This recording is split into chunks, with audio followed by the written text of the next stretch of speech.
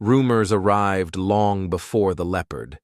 They came down the valley in fragments, threaded between talk of weather and lambing and the price of fuel. A pale cat on the ridge above the highest fields, fresh scrape marks on an old juniper trunk where no dog could reach. A pattern in the snow that did not match fox or wolf, long tail dragging like a lazy brush. People did not stop what they were doing to tell those stories. They mentioned them while cutting bread, while beating dust out of rugs, while counting sacks of feed. A woman said she felt watched on the path between her house and the spring, a specific kind of silence pressing against her back. A boy reported seeing a big cat at the far end of the old quarry and was told he had too much imagination and not enough work. The valley had known leopards before. Older people could still point to particular outcrops and say that was where a goat had disappeared, or where a set of pale eyes had once hovered just beyond firelight. But that was years ago. Fences had crept higher since then, and the better grass had been bitten shorter, and there were more motorbikes now and fewer shepherds who walked. Still, something moved in the high, stony parts, and the valley adjusted its shoulders around that knowledge without quite naming it. The researchers arrived when the rumor finally collided with the right government office. On their forms, the animal was not a ghost. It was a potential remnant population and a genetic bridge between two larger clusters of leopards that the maps showed fading like bruises on either side of the mountains.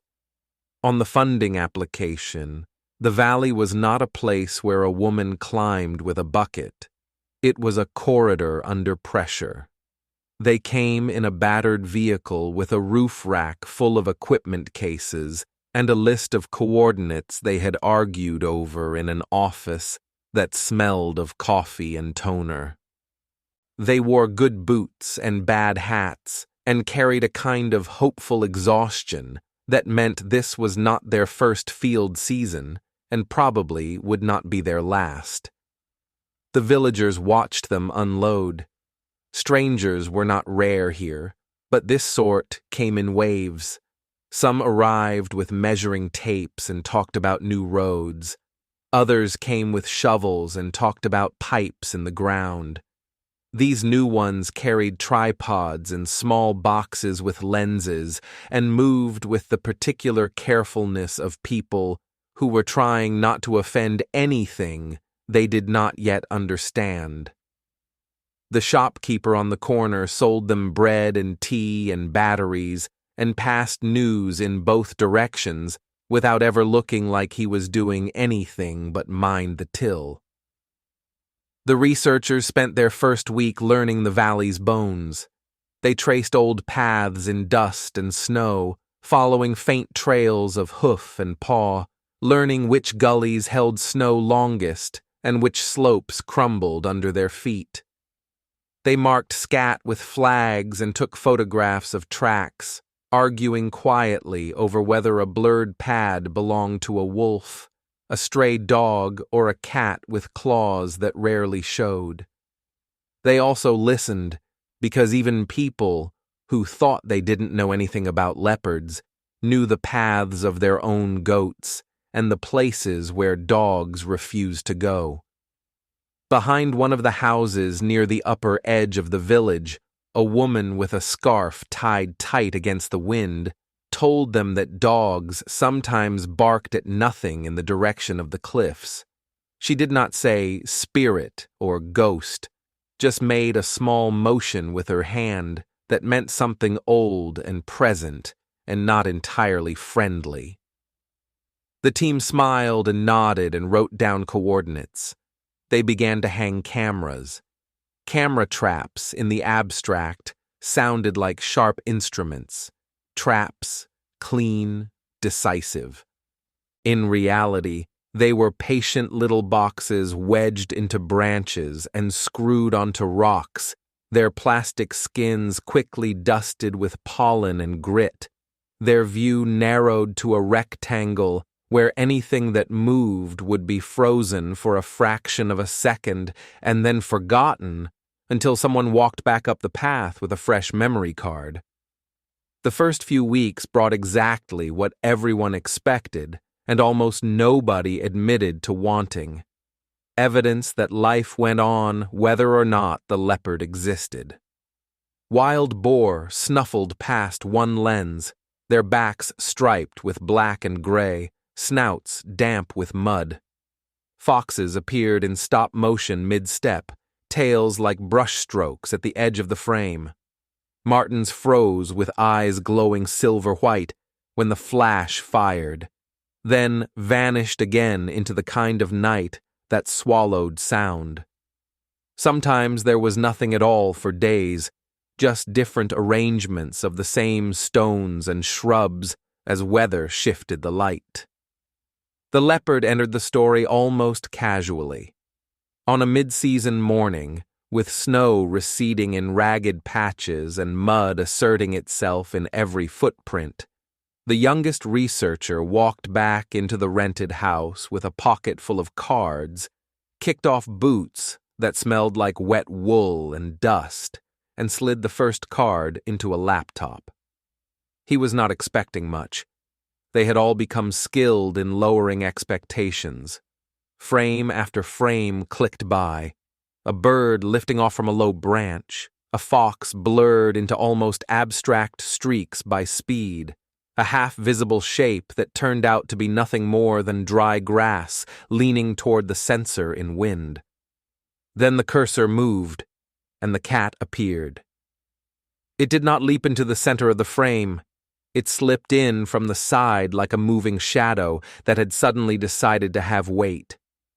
Everyone in the room leaned forward at once. There it was, thick tail held like a careful counterweight. Broad head, shoulders that rolled under the skin like something engineered for both power and silence. The coat was paler than some of the textbook photos they had studied, the rosette softer at the edges, winter fur blurring the boundaries between light and dark. But the shape of it, the way it owned the strip of rock it walked on, left no doubt.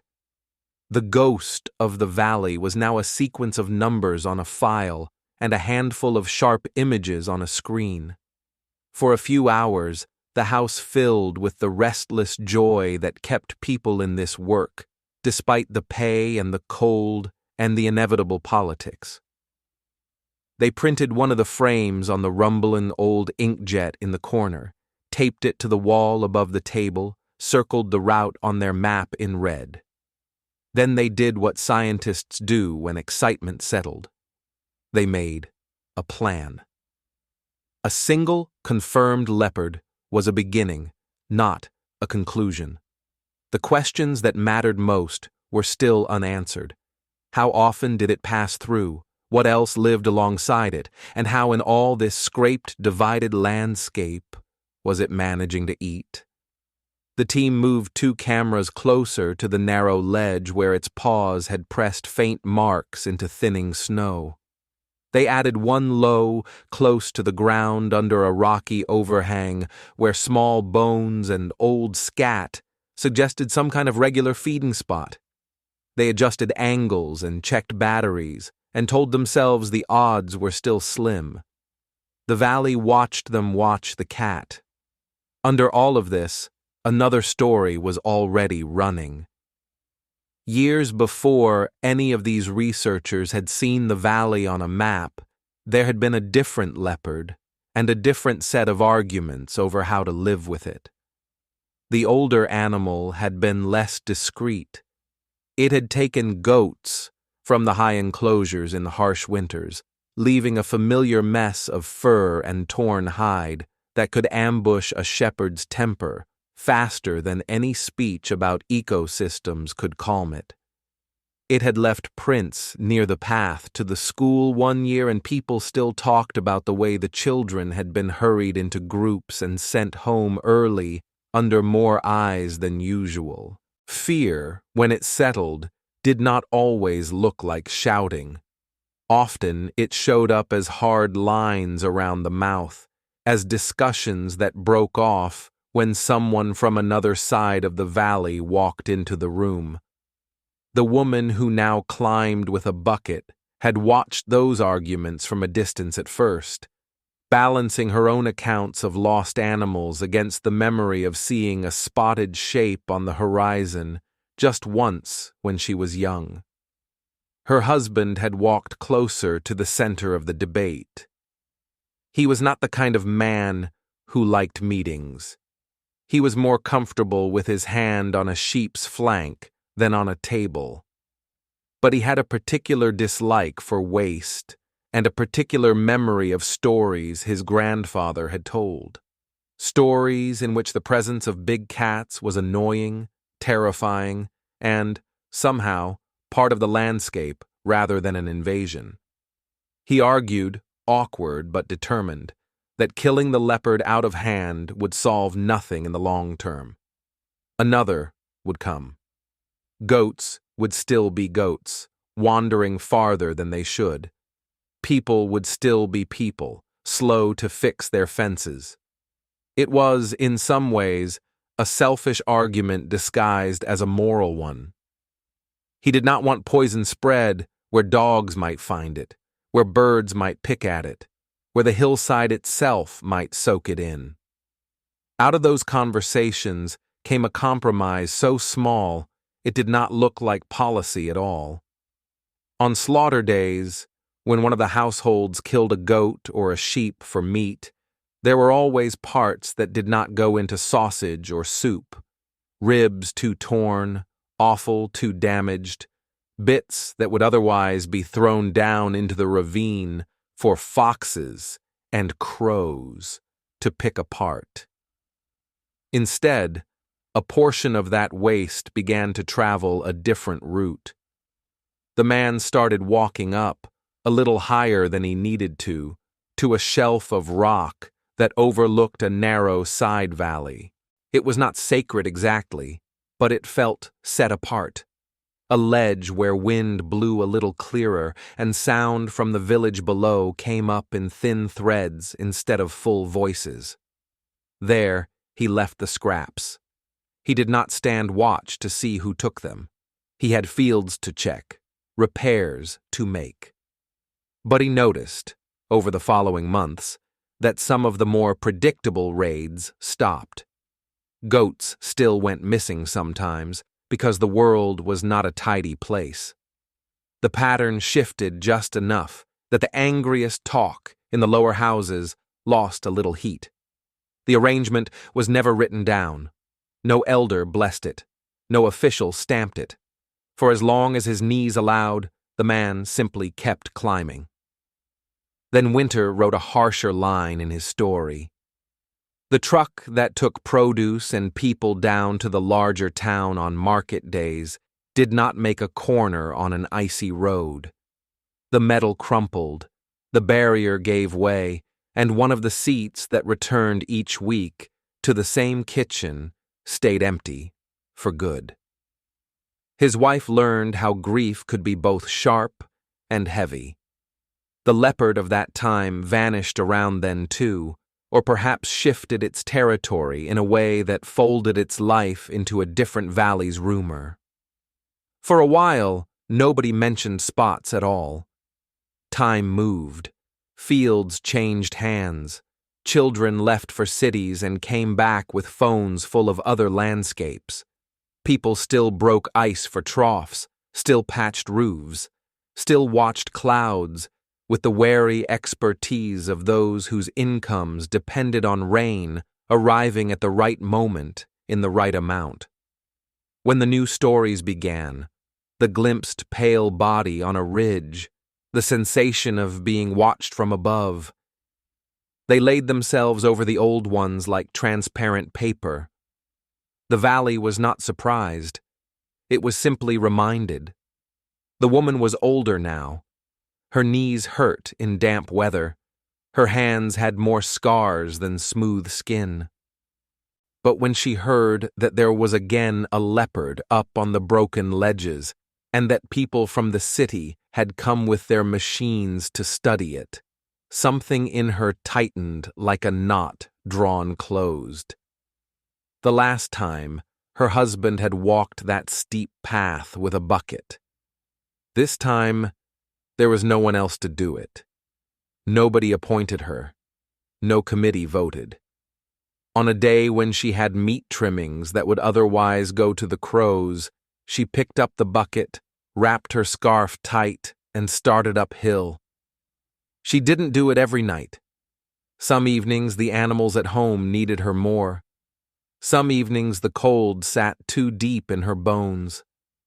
But often enough, there she was, a dark figure against darker rock, climbing in the hour when lights in windows below were just beginning to switch on.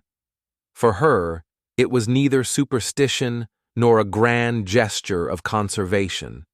It was simply the continuation of an agreement she felt had not yet been properly ended. The researchers only discovered her part in the story because their cameras, unlike humans, never looked away out of politeness. As the weeks passed and batteries held, new sequences appeared. The leopard slipping by with that same casual authority.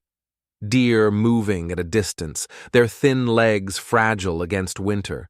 A boar that seemed to exist solely to trigger every sensor and fill every card with its bulk. And then, in frame after frame near that rocky shelf, a different figure.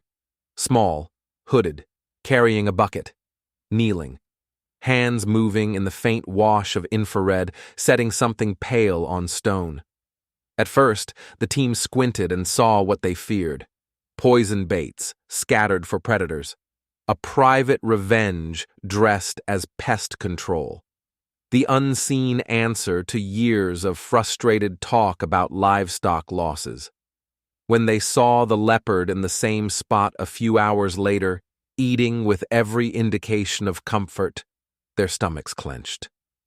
They had seen this pattern in other places, and it rarely ended with the animal alive. But as they adjusted the cameras and watched more sequences, the assumptions started to slip. There were no visible traps, no wires, no pieces of hardware glinting where they should not be.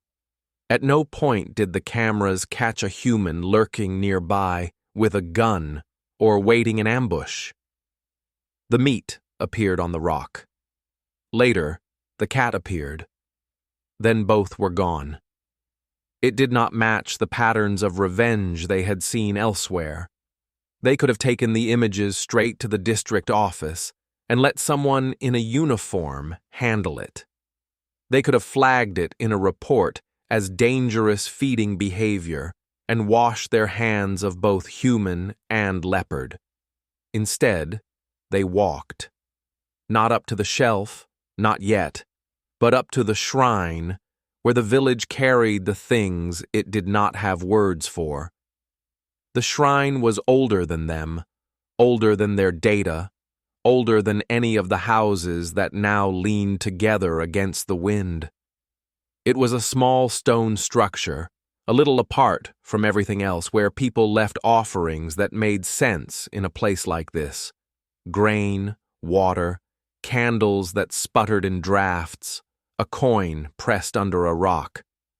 From there, the path continued along the ridge, before it bent toward the shelf they had seen on their screens. At the shrine, they found the shopkeeper already there, hands in pockets, looking at a patch of land as if it needed weeding, and he had not yet decided whether he would do it himself or bully someone younger into helping. He did not pretend not to know why they had come. When they described the frames without accusation, only with the curiosity that had first brought them here, he listened. Then he told them in a few economical sentences about the husband, the old leopard, the meat that had diverted trouble for a while, the truck on the ice. He did not romanticize. He did not absolve. He simply laid out the facts as he saw them. Goats were worth money and work and affection. Leopards were worth something harder to name, but equally real. People in the valley had always tried to arrange their lives so that both could exist without destroying each other entirely. What the woman was doing now, he said, was not new. It was just visible in a new way. Later, when they finally walked the full path with her, the researchers saw the climb through lenses they were not used to. They noticed how the soil changed under their boots as altitude shifted, from soft and dusted with goat droppings near the village to thin and stony higher up. They saw how the air cooled, how sounds from below thinned out, until only the dull rush of the river remained. They saw how carefully she placed her feet on the sections where rock slid under rock, how many times she had done this without thinking about her knees as objects that might fail. At the shelf, the air tasted different, thinner and more metallic. The valley opened in front of them, a bowl layered with terraces and fields and bare rock, like someone had tried to stack lives on top of one another and given up halfway. The woman set the bucket down and did what she had done dozens of times already. Reached in, placed small piles of meat and bone on the flattest part of the rock. Not too much. She did not have that to spare. Not too little. A hungry cat that had to go looking elsewhere right after would not be helped much. She did not look around for cameras because she did not know they were there. She did not say anything to the leopard because she did not expect it to hear anything but the language of scent. She stood for a minute, catching her breath, looking out over the valley where her husband was buried and her goats grazed and her grandchildren played on weekends when buses cooperated. Then she turned and walked back down. The team did not follow immediately. They checked where their device was wedged into a nearby crevice, making sure it saw the rock clearly.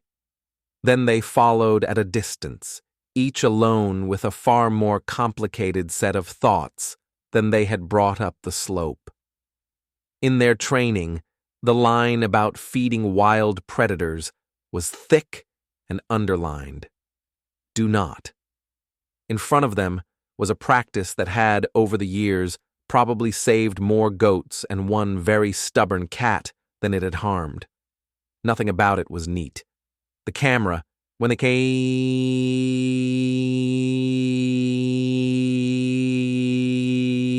the card days later had done what cameras do, recorded without comment. Human, bucket, meat, darkness.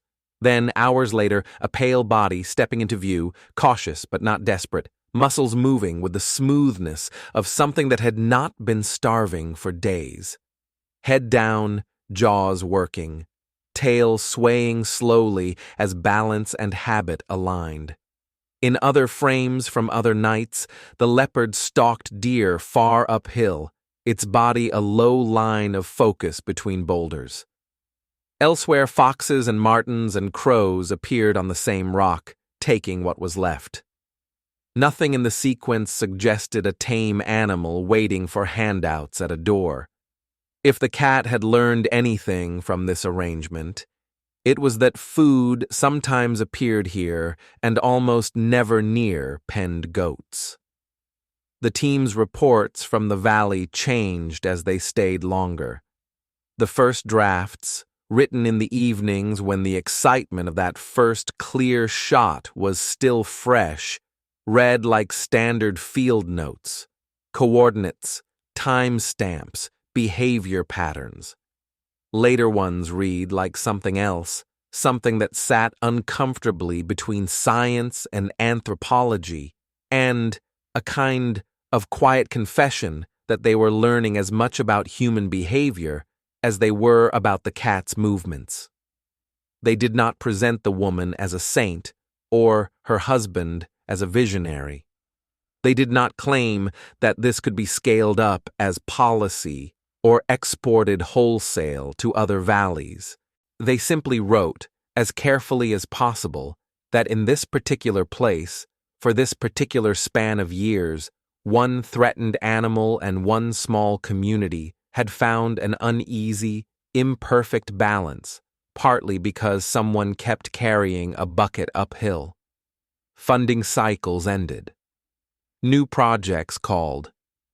The team left, replaced eventually by others with different acronyms on their jackets and different templates for their reports. Some of them would read the old files and come up here looking for the same rock. Some would not. The woman kept walking for as long as her knees allowed. On nights when she stayed home, the leopard sometimes passed anyway, nose searching the air. Sometimes it found nothing and moved on, following deer instead. Sometimes it found a different carcass thrown down a slope by a driver who could not be bothered to bury it properly.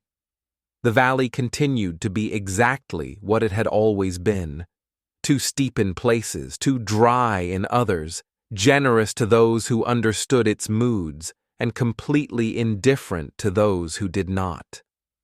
The ghost leopard, once the subject of rumor, became a creature with a file number and a series of blurred and sharp images that people in meetings pointed to when they wanted to argue for or against something. A road, a fence, a new grazing plan, an application to designate the corridor as protected. On a screen, in a room far from the valley, someone clicked through those images as if they were just another slide deck. In one frame, the cat walked alone between rocks dusted with snow. In another, its head was lowered at the rock table, muscles ticking under the spotted coat. In the corner of some frames, you could just see the edge of a coat disappearing out of range, the last movement of the woman long before the leopard arrived.